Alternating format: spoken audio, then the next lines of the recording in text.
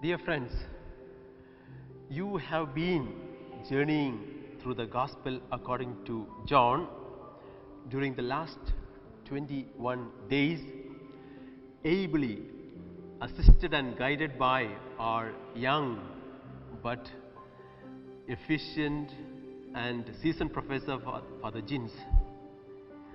In the coming days, we will be tracing the footsteps of Jesus together with the evangelist Matthew.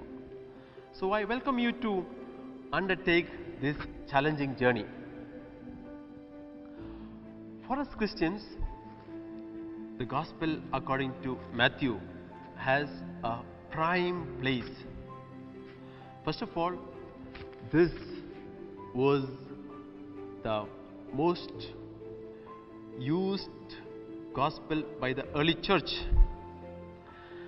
and this is considered as the complete account of Jesus Christ.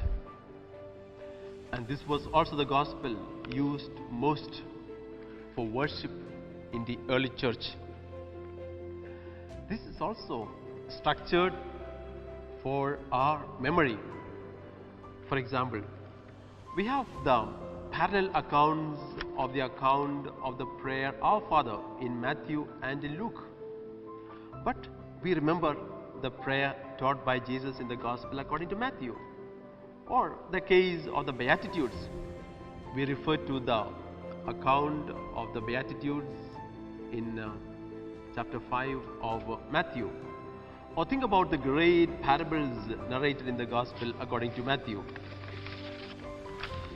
And this is also the Gospel of the church, because Matthew's is the only Gospel where the word church or ecclesia in Greek is mentioned twice, in chapter 16 and in chapter 18. Friends, in this introductory session, I will offer you some rudimentary elements of the Gospel according to Matthew.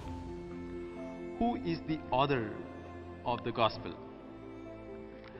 The author is traditionally identified as Matthew the tax collector, who was called and sent out as an apostle. But from the internal evidence, it is clear that the author has made use of the account in the Gospel according to Mark, and he is a second generation Jewish Christian. The language that is used is of a high quality, and the author has religious and literary education. He has an extensive knowledge of the Hebrew tradition and its observances. When was this Gospel written? Most scholars suggest a time between 80 and 90 AD. Why? It is sure that it's written after 70 AD, when the temple in Jerusalem was destroyed. And this was written before 110 AD, because there is reference to the Gospel in the account of Saint Ignatius of Antioch, and that was written around 110. So we could place the date of the Gospel between 80 and 90 AD. And where was this written? This was written in Antioch of Syria, which was the third largest city in the empire, and this was predominantly a Jewish Christian community with a minority Gentile populace. This Gospel is basically a teaching Gospel meant to impart catechetical tool.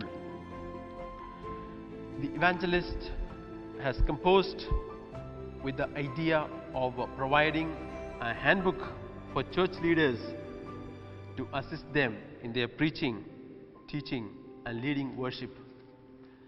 And this book is basically divided into 5 discourses. And we can clearly see that each of the discourse ended by saying that when Jesus finished saying these things, so it is a kind of a marker to note that the discourse is complete. So in the first 2 chapters we have the infancy narrative, then 2 chapters of narration, and then comes the discourse. So the 5 major discourses are the Sermon on the Mount, chapter 5, 6 and 7. The second discourse is the Sermon on the Mission in chapter 10. The third discourse is a Sermon of the Parables in chapter 13. The discourse on the church, on its life and order, comes the next, which is in chapter 18. And finally, the Sermon on the Last Judgment comes in chapter 24 and 25.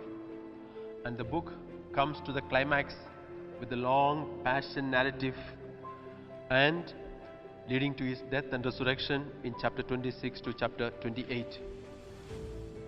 So we have a number of interesting themes in this gospel according to Matthew. First of all, Jesus is presented as the fulfillment of all the Old Testament prophecies.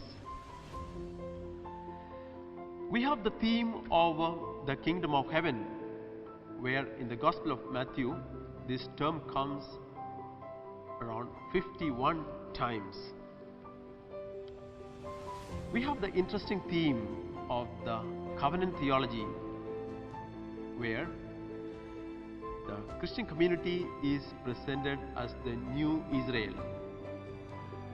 So in the next class onwards, we will be going through the Gospel according to Matthew chapter by chapter, and the coming 2 classes will be on the origin of Jesus, starting with the genealogy of Jesus.